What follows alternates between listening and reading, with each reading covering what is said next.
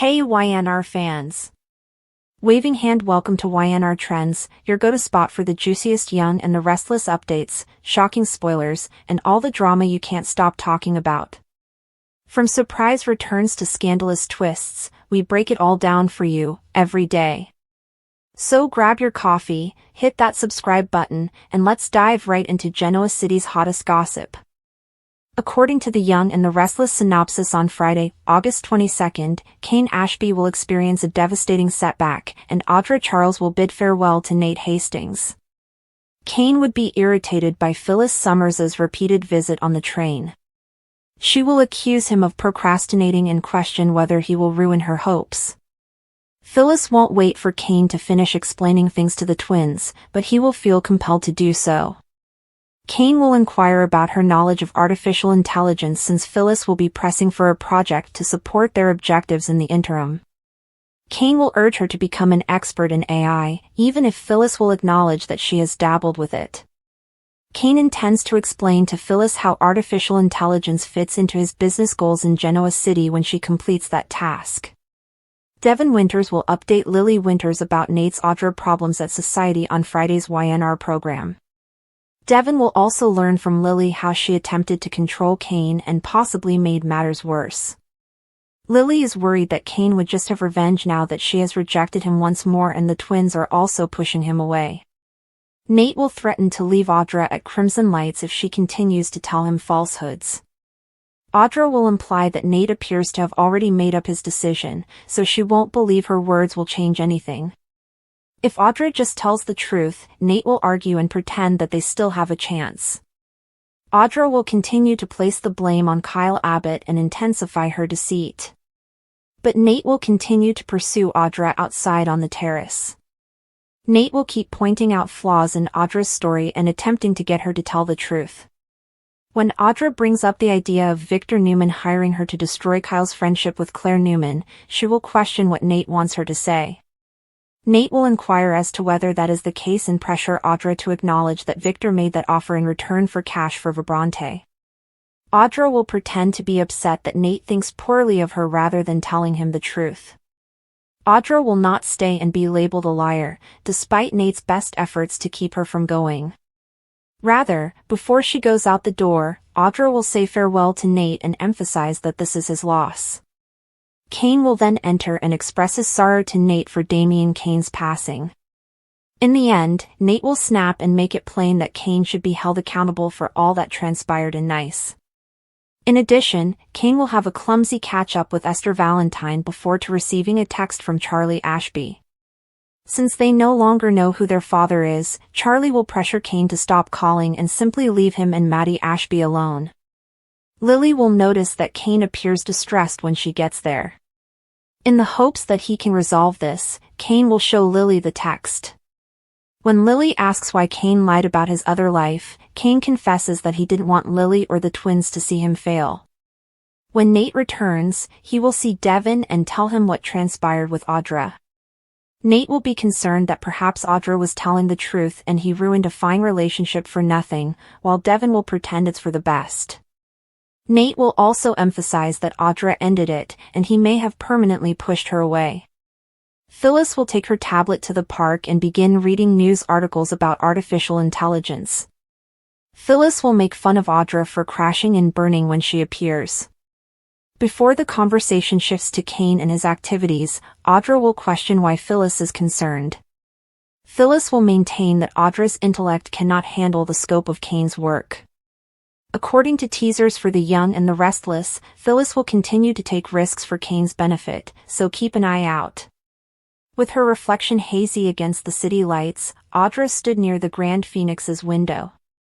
Throughout the day, she had tried to persuade herself that if she concentrated solely on the facts, that their relationship had ended and that ambition and treachery had turned everything between them into something unrecognizable, saying goodbye to Nate would be simpler. However, her heart felt heavier than it had in years as she stood there, knowing that he would be entering the foyer at any moment. She was more aware than anyone that Nate was not flawless, but he had witnessed aspects of her that few others had. He had supported her in unexpected ways, and she was finding it much more difficult to let go than she had allowed herself to acknowledge. She was startled out of her reverie by the sound of the revolving door, and her chest constricted as she watched him enter. Nate approached her with the same self-assured gait that had always drawn attention, but his eyes betrayed him. He seemed to know what was about to happen because they were softer, almost exhausted. He had noticed that she was becoming farther away, that her calls were getting shorter, and that her tone had become more clipped. Before she ever spoke, the truth was written on her face. They didn't smile or give each other an embrace when he eventually stood in front of her. They simply stood there, both of them conscious that words could never express what silence could. "So, is this it?" Nate's question was scarcely audible above a whisper. With a sore throat, Audra swallowed and nodded. "I believe it must be." She attempted to articulate the lingering, piercing, and oppressive moment, despite the fact that no words could adequately convey the intensity of her feelings. She informed him that since their paths were obviously diverging, she couldn't continue to act as though their lives could coexist. Nate desired authority, control, and a place at every table where Genoa City's future was determined. She also desired freedom in spite of her own goals. She was tired of feeling like she was standing in the shadow of other people. With his hands folded in front of him and his jaw clenched, Nate listened without interjecting. He let out a deep breath when she was done, as if he were preparing himself for words that felt like punches. He acknowledged, "I thought we could survive this, but maybe we can't."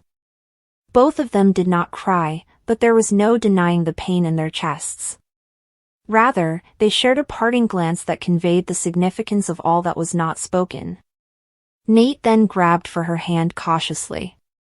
She allowed him to accept it, allowed him to kiss her knuckles one last time, and felt the finality sink into her bones as he let her go. She didn't call after him as he turned to leave. He was not stopped by her. Even though each stride he took felt like a fracture in her chest, she let him go. Kane, meantime, was sitting by himself at Crimson Lights, his coffee still unfinished and getting cold. He was aware of Nate and Audra's breakup. Rumors of it had already started to spread throughout the city, but he wasn't troubled by them. For weeks, he had been tormented by his own personal battle. Nothing seemed to stick as he attempted to go forward and establish himself once more in Genoa City. He was still viewed with mistrust by those he had previously loved and trusted, who continued to doubt everything he said.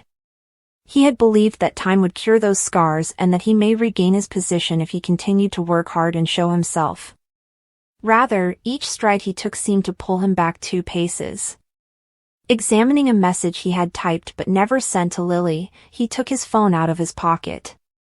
He wanted to let her know that he was trying, that he was lost without her, and that she was still the standard by which he judged himself.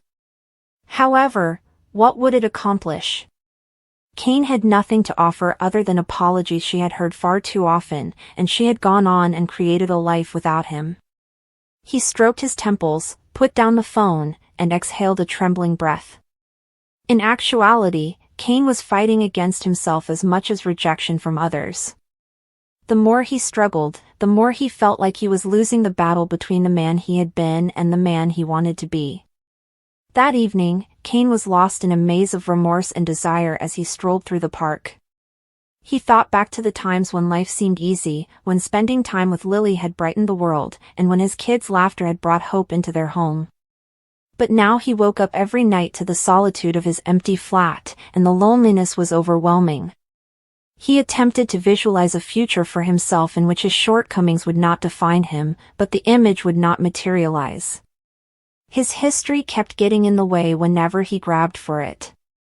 Audra sat in her hotel the following morning, staring at her laptop indifferently. She had been up all night reliving her farewell to Nate, every word and every glance replaying in her head like a scene she was unable to cut out. She questioned whether she had erred in letting go of someone who loved her in a manner that few others did, in spite of his imperfections. However, the idea of remaining, of sacrificing yourself for a love that didn't feel stable anymore, was intolerable. She wished she could stop the pain that wouldn't go away from her chest as she closed the laptop and put her hands to her face. Simultaneously, Kane got news that would completely rock him. Overnight, a business venture he had been working on in secret, his only opportunity to show that he could rebuild, had fallen through. The final blow was when his trusted partner withdrew, claiming that Kane's reputation was too risky. He felt the walls closing in on him as he sat in his apartment and stared at the now worthless contract. It was more than just a botched transaction, it served as a reminder that no one still had faith in him. The sound of the crumpled papers hitting the wall reverberated like a cruel punctuation to his anguish as his hands trembled and he tossed them across the room. It was more than just business for Kane. It has to do with honor. He was being broken piece by every rejection, every loss, and every hushed reminder of his history. He felt the weight of everything weighing down on him as he remembered Lily, their shared existence, and the trust he had betrayed. Although he had assured himself that he was strong enough to battle on, he wasn't sure at the time. For what seemed like hours, Kane sat quietly, the faint sound of his own breathing resonating in the room's low light. It was silent, just him, his remorse, and the hollow ache in his chest. He had expected there to be a crash, something loud and final, when he hit rock bottom. Even though it was just midday, he poured himself a glass of scotch and gazed at the golden liquid as though it held answers. It didn't. He took a sip, then another, until the only thing that made him feel alive was the fire in his throat. He understood deep down that this wasn't the solution, but the urge to numb himself was too strong. He detested the fact that he was still weak enough to go for a bottle when life's burdens were too great. But it was all he had at the moment. Audra exited the elevator at Newman Media across town, her heels clicking on the shiny floor. She appeared to be the calm, driven individual she had made herself into, but on the inside, she was anything but stable. She kept thinking about Nate's face, the way his voice broke when he questioned whether this was indeed the end, and the sadness that remained in his eyes despite his best efforts to maintain his pride. She had experienced breakups in the past and had left men without turning around, but this time was different. She was unable to get rid of the notion that she had lost more than just a romance.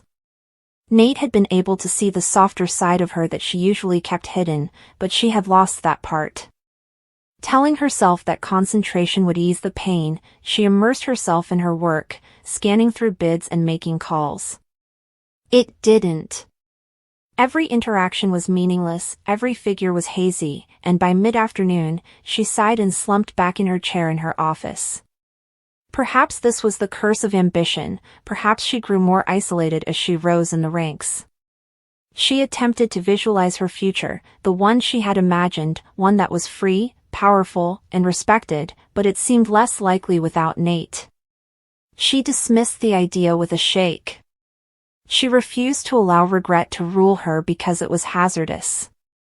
Nevertheless, she muttered to herself, "Goodbye, Nate," as though repeating the words would make them permanent, as she gazed out the window at the city below. Desperate to get out of his apartment's oppressive confines, which appeared to get smaller every hour, Kane pulled himself out into the daylight. He was roaming aimlessly while his mind cruelly reenacted all of his failures in a slideshow. On the street, he was passed by, but nobody paid him any attention, and in some ways, that was more painful than the rumors about his past. A ghost haunting the city he had called home, he felt invisible. He considered calling Billy's office door and demanding a chance, as well as dropping by Chancellor Winters, but he knew it would end the same way it always did, with closed doors, courteous smiles, and hollow pledges. Rather, he entered Chancellor Park and took a seat on a bench while gazing at the passing families. Couples linked hands, kids giggled as they ran after one another, and Kane sat by himself, the epitome of what might have been. He recalled how his favorite music had been his children's laughing when Lily took them to the park when they were that age. He recalled telling them that he would always be there for them. But he realized he had failed when he saw them now, teens coming of age. Like an intractable stone stuck in his chest, the guilt was too much to bear. He questioned if he deserved forgiveness at all or whether they would ever fully pardon him. Kane found himself back at Crimson Lights, both his jail and his haven, as the day gave way to darkness. Though he hardly tasted it, he ordered another coffee and observed the tables surrounding him being occupied by friends and couples. He pondered whether anyone there could see the man who appeared to be barely hanging on, or if they could see the tempest roaring inside him. From behind the counter, Sharon smiled kindly at him, but the gloom that weighed him down was too strong for even her kindness to break through.